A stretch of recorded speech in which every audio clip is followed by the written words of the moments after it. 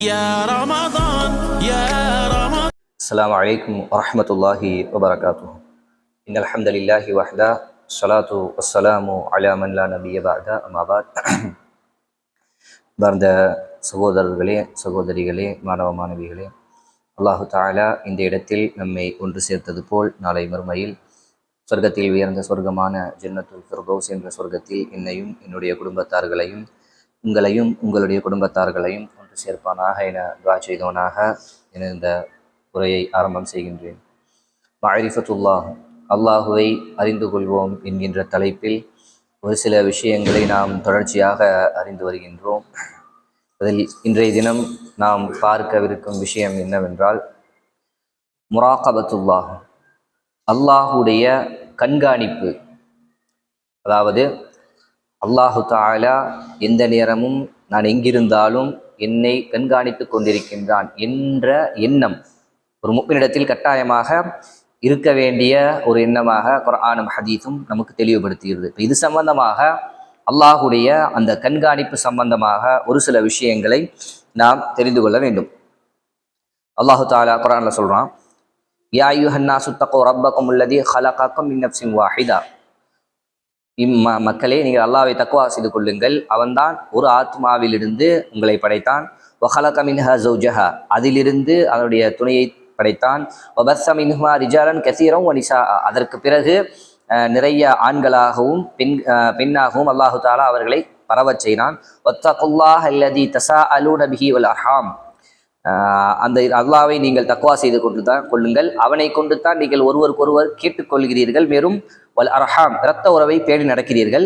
இன்னல்லாஹ கான அலைக்கும் ரகீபா, அல்லாஹு தஆலா உங்களின் மீது கண்காணிப்பவனாக இருக்கின்றான் அப்படின்னு அல்லாஹு தஆலா அதற்கு மேலே இவ்வளோ விஷயங்களையும் சொல்லிட்டு, அவன் எப்படி உங்களை படைத்தான், ஆரம்பத்தில் எப்படி படைச்சான், அதுக்கப்புறம் எப்படி உங்களை பரவச் செய்தான் என்கின்ற விஷயங்களை எல்லாம் அல்லாஹு தஆலா சொல்லிட்டு கடைசியாக உங்களை இறைவன் கண்காணிப்பவனாக இருக்கின்றான் என்று அல்லாஹு தஆலா சொல்லி காட்டுறான். வேறொரு வசனத்துல, இன்னல்லாஹ லா யக்ஃபா அலைஹி ஷைஉன் ஃபில் அர்தி வலா ஃபிஸ் ஸமா, வானத்திலோ பூமியிலோ எந்த ஒரு சிறிய விஷயமாக இருந்தாலும் சரி அல்லாஹ்விற்கு அது மறைவானது அல்ல.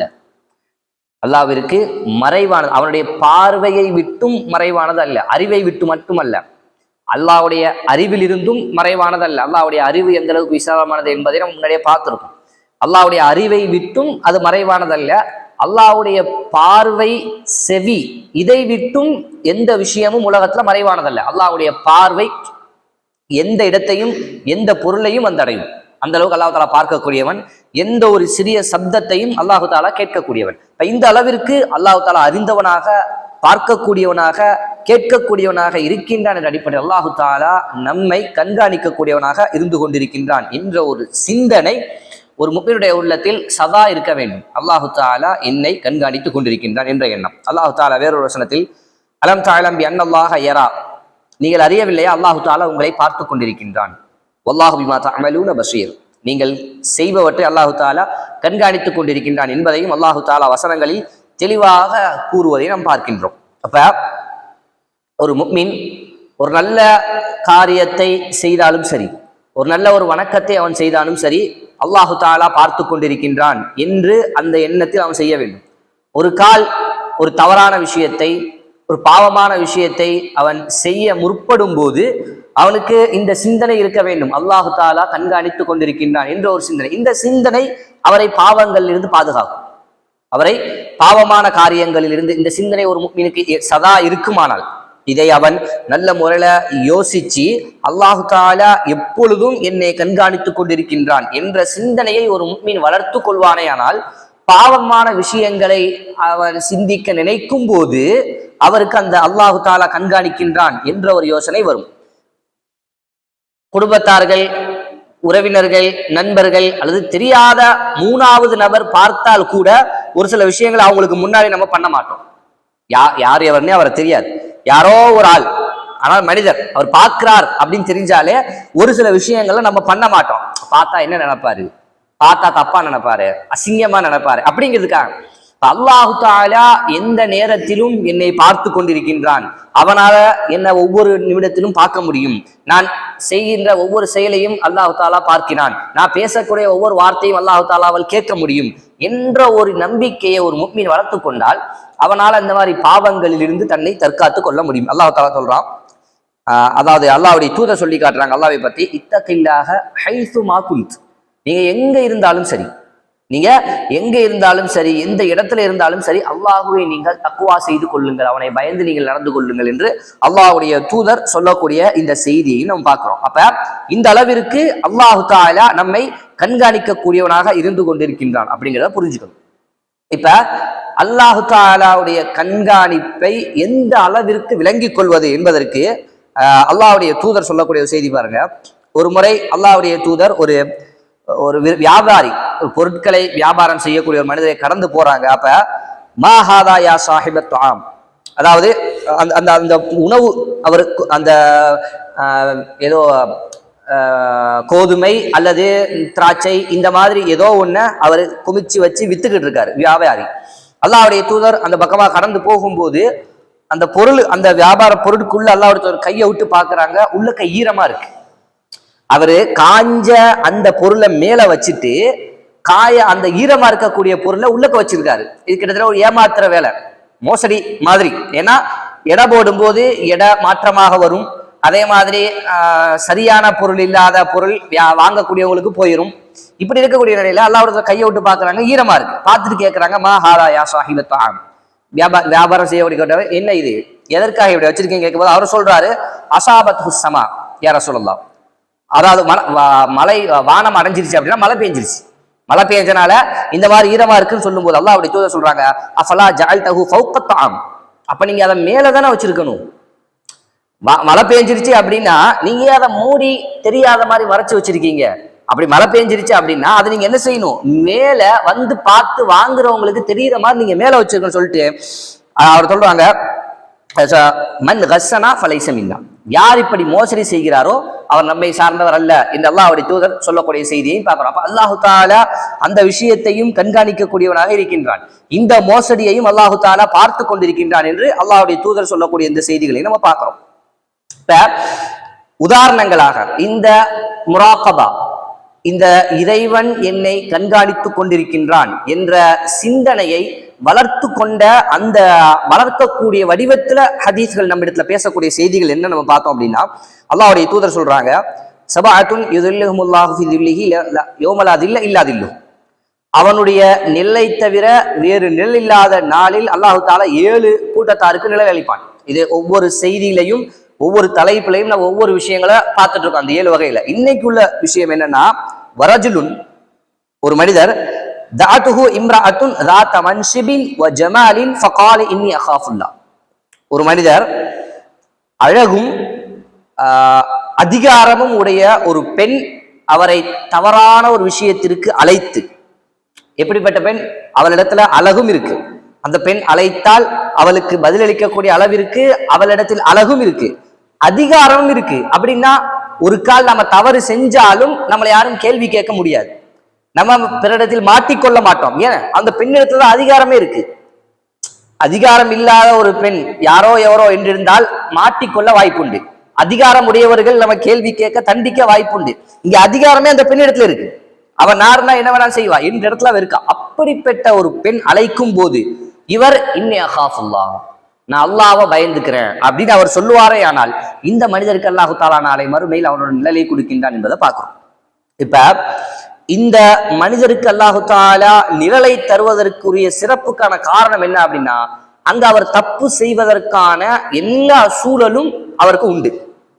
எந்த அளவிற்கு தான் மாட்டிக்கொள்ளாம எந்த பிரச்சனையும் இல்லாம அவரு அந்த இடத்துல தவறு செய்யலாம், பயப்பட தேவையில்லை. எதுவும் ஆயிருமோ, இப்படி செஞ்சோம்னா பின்னாடி தெரிய வந்தா, யாராவது பார்த்துட்டா தண்டிச்சுட்டாங்கன்னா என்றெல்லாம் பயமே இல்லாம அவர் அந்த இடத்துல தப்பு செய்யலாம். அந்த அளவிற்கு ஒரு பாதுகாப்பான சூழல் அவருக்கு அந்த தப்பு செய்யறதுக்கு அங்க இருக்கு. ஏன்னா அந்த பெண் அப்படிப்பட்டவள். இப்ப அந்த இடத்திலையும் அவர் யார பயப்படுறாரு, யாரும் பார்க்கல, யாருக்கும் தெரியாது, எல்லாத்தையும் விட்டு நீங்க மறைச்சிடலாம், அதிகாரமும் உங்களிடத்துல இருக்கு. அப்படின்னாலும் அல்லாஹுடைய அந்த முராகபா, அல்லாஹு தஆலா பார்க்கிறான், இன்னி அகாஃபுல்லாஹ், அவளை நான் பயந்துக்கிறேன் அப்படின்னு அவர் அந்த இடத்தை விட்டு ஒதுங்கினாரா இல்லையா, அந்த இடத்திற்காக அல்லாஹு தஆலா அவருக்கு கொடுக்கக்கூடிய கூலி. வேற வேற இடங்கள்ல ஒருவர் ஒரு பெண்ணை விட்டு ஒதுங்கினால் இந்த சிறப்பு கிடையாது. அவருக்கு அவர் அல்லாஹ்வை பயந்ததற்கான கூலி அவருக்கு உண்டு. அது சிறந்த தக்வாவுடைய மனிதரால் தான் அப்படி இருக்க முடியும். ஆனா அல்லாஹ்வுடைய நிழல் கிடைக்கக்கூடிய இடமாக அல்லாஹ் தஆலா எந்த இடத்தை சொல்லி காட்டுறான்? இந்த இடத்தை தான். ஏன்னா அவர் அவ்வளவு பாதுகாப்பான சூழல் தவறு செய்வதற்கு இருந்தும் அல்லாஹ்வுடைய அந்த முராகாபாவை பயந்த காரணத்தால். இதுக்கு நேரடி உதாரணமாக அல்லாஹ் தஆலா குர்ஆன்ல சொல்லி காட்டக்கூடிய ஒரு நபியார் நமக்கு தெரிந்தது யூசுப் அலைஹிஸ்ஸலாம். அவரை அந்த பெண்மணி அழைத்தாளா இல்லையா? அரசாங்கத்தில் உள்ள இதே அல்லாஹ்வுடைய சொல்லக்கூடிய 2 தகுதியும் உடைய பெண்மணி, அழகான பெண்மணி, அதே நேரத்தில் அரசாங்க உத்தியோகம் செய்யக்கூடிய ஒருவருடைய மனைவி. அவள் யார்? அரசாங்க வேலை செய்யக்கூடிய, அரசாங்கத்தில் இருக்கக்கூடிய ஒரு முக்கியமான பதவியில் இருக்கக்கூடிய ஒருவருடைய மனைவி. ரெண்டும் இருக்கு, ரெண்டும் அவள் இடத்துல இருக்கு. அப்படிப்பட்ட அவள் யூசுப் அலைஹிஸ்ஸலாம் அவர்களை தவறாக விஷயத்திற்கு அழைக்கும் போது யூசுப் அலைஹிஸ்ஸலாம் என்ன சொன்னாங்க? கால ரப்பி சிஜ்னு அஹப்பு இலைய மிம்மா யதுஊனனி இலைஹி. இவள் எதன் பக்கம் என்னை கூப்பிடுகிறாளோ, இந்த தவறான இந்த மானக்கேடான விஷயத்தின் பக்கம் என்னை கூப்பிடுறாளே, இந்த ஒரு விஷயத்தின் பக்கம் நான் செல்வதை விட சிறைக்கு போவது, ஜெயிலுக்கு போவது எனக்கு விருப்பமானது. யூசுப் அலைஹிஸ்ஸலாம் சொன்ன வார்த்தை. அல்லாஹ் தஆலா நபி அந்த வார்த்தையை சொன்னதாலதான் அவ்வளவு சிறப்பாக அந்த நபியை அல்லாஹ் தஆலா சொல்லி காட்டுறான். ஏன் அப்படின்னா அந்த பாதுகாப்பான சூழல் யூசுப் அலைஹிஸ்ஸலாமுக்கு அங்க உண்டு. ஒரு கால் அவர் அந்த நேரத்தில் தப்பு செய்வாராக இருந்திருந்தால் யாருக்கும் தெரிஞ்சிருக்காது. அவர் அப்படியே அதை மறைத்திருக்கலாம். ஏன்னா அந்த பெண்ணிடத்துல அழகு உண்டு, அந்த பெண்ணிடத்துல அதிகாரம் உண்டு. அந்த வீட்டிலேயே இருக்கக்கூடிய ஒரு ஆண் தான் யூசுப் அலைஹிஸ்ஸலாம். சரிங்களா? எந்த தவறும் எந்த பிரச்சனையும் இல்லாமல் பாதுகாப்பான சூழலில் அந்த தவறு நடந்து முடிஞ்சிருக்க கூடும். ஆனால் யூசுப் அலைஹிஸ்ஸலாம் சொன்ன வார்த்தை என்ன? இதுல இருந்து நான் தப்பிச்சுக்கிறேன்னு கூட யூசுப் அலைஹிஸ்ஸலாம் சொல்லல. இதுல இருந்து தப்பிப்பதற்காக நான் சிறைக்கு போவது எனக்கு விருப்பமானது. இந்த ஒரு பாவத்தை செய்து அவங்க எந்த அளவிற்கு அந்த முராக்கபா அல்லாஹு தஆலா அவங்க சொன்னதுக்கான காரணம் என்ன? இவள்கிட்ட இந்த தவறுல நான் ஈடுபடுவதை விட எனக்கு ஜெயிலுக்கு போறது விருப்பமானதுன்னு அவங்கள சொன்ன காரணம் என்ன? நாளைக்கு அல்லாஹ்வை சந்திக்கணும், வேற யாருக்கும் அங்க தெரிய போறது கிடையாது. அல்லாஹ் தஆலா முன்னாடி போய் நிக்கணும், அவன் பார்ப்பான், கேள்வி கேட்பான் என்கின்ற ஒரு எண்ணம் தான் எந்த அளவிற்கு அவர்களை கொண்டு வந்தது. இந்த பாவத்திலிருந்து தவிர்ந்தால் போதுமல்ல, இந்த பாவத்துல நான் விலகிக்கிறேன்னு சொல்லல, இந்த பாவத்துல இருந்து நான் விலகுறதுக்காக என்னை நீ ஜெயில கொண்டு போய் அடைச்சா கூட பரவாயில்லைன்னு அல்லாஹ்விடத்துல துஆ செஞ்சாங்க, அல்லாஹ்விடத்துல வாக்குறுதி கொடுத்தாங்க. அல்லாஹ் தஆலா கொண்டு போய் திரும்ப ஜெயிலையும் போட்டான் சோதிக்கிறதுக்கு. ஏன்னா நபி அல்லவா, உச்சகட்டத்துல ஈமான் இருக்கும், அந்த அளவுக்கு அல்லாஹ் தஆலா சோதிப்பான். நமக்கு அந்த அளவுக்கு சோதனை வராது. அல்லாஹ் தஆலா ஒவ்வொருத்தரையும் கத்ரி ஈமானி, அவருடைய ஈமானுக்கு ஏற்ற அளவுக்கு சோதிப்பான். அவங்க நபி என்கின்ற அடிப்படையில அல்லாஹ் தஆலா உச்சகட்டமாகவும் சோதித்தான். ஒரு வார்த்தை சொல்லிட்டாரு, என்னை ஜெயில போட்டா கூட நான் பொறுமையா இருந்துக்கிறேன் இந்த பாவத்தை செய்யறதுக்கு அப்படின்னு அல்லாஹ் தஆலா ஜெயில கொண்டு போய் போட்டான். சரிங்களா? நபின்ற காலத்துல நம்மளுக்கு அந்த அளவுக்கு சோதனைகள் வராது. அதாவது யூசுப் அலைஹிஸ்ஸலாம்ட்ட நேரடியாக இந்த செய்தியை நம்ம பார்க்கிறோம். அதே மாதிரி கஹஃப் வாசிகளுடைய அந்த செய்தியிலே நம்ம கேள்விப்பட்டிருக்கோம். 3 மனிதர்கள் ஒரு புறமா போயிட்டு இருக்கும்போது இதெல்லாம் அந்த இறைவனுடைய முராகபா, அல்லாஹ் தஆலா பார்க்கிறான், கண்காணிக்கிறான், அவன் என்னை சதா நேரமும் அல்லாஹ் தஆலா என்னுடைய விஷயங்களை கவனித்துக் கொண்டிருக்கின்றான் என்ற எண்ணத்துல முழுமையாக இருந்த மனிதர்களுடைய உதாரணங்கள். 3 மனிதர்கள் போறாங்க, ஒரு பாறையை கடக்கும் போது அந்த கல்லு விழுந்து அந்த பாறை மூடிருச்சு. ஒவ்வொரு மனிதர்களும் என்ன சொன்னாங்க? தான் செய்த ஒரு அமலை இஹ்லாஸாக இறைவனுக்காக மட்டும் செய்த ஒரு அமலை எடுத்து காட்டி இறைவனத்தை சொல்லி காட்டி அந்த பாறை நகல்வதற்காக ஒரு காரியம் செஞ்சாங்க. அதே நேரத்தில் புரிஞ்சுக்கணும், இது நம்மளுக்கு வழிமுறை அல்ல, நம்மளுக்கு இதுல இருந்து வழிகாட்டுதல் அல்ல.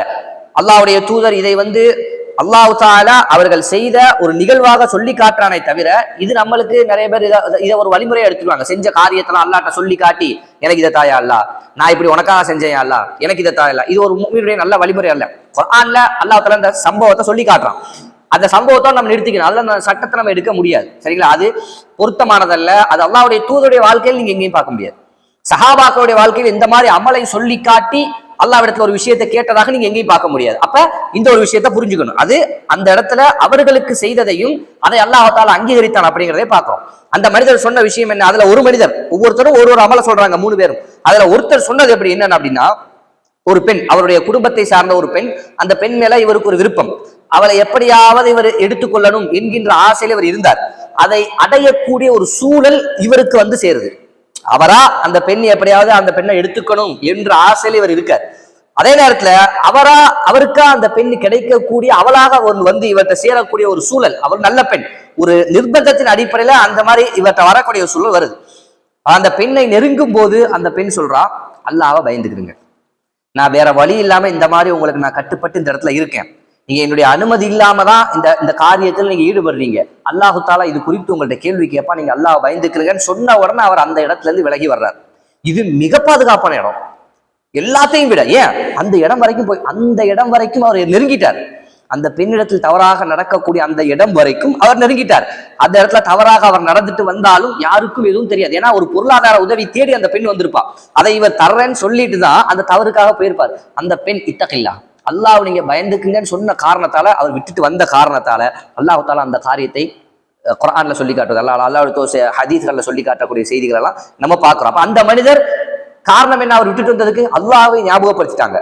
அல்லாஹ் தாலா பார்த்துட்டு இருக்கான் அப்படிங்கிறது நாளை மறுமையில அல்லாஹ்ட்ட போய் நிக்கணுமே என்ற ஒரு சிந்தனையில் அவர்கள் இப்படி நடந்து கொண்டார்கள் என்கின்ற செய்தி எல்லாம் இந்த வரலாறுகள் எல்லாம், இந்த மனிதர்களுடைய செய்திகள் எல்லாம் நமக்கு ஞாபகப்படுத்துவது அல்லாஹு தாலா என்னை சதா கண்காணித்துக் கொண்டிருக்கின்றான். இந்த ஒரு எண்ணம் ஒரு முஃமின்ட்ட எப்பயும் இருக்க வேண்டிய ஒரு பண்பு.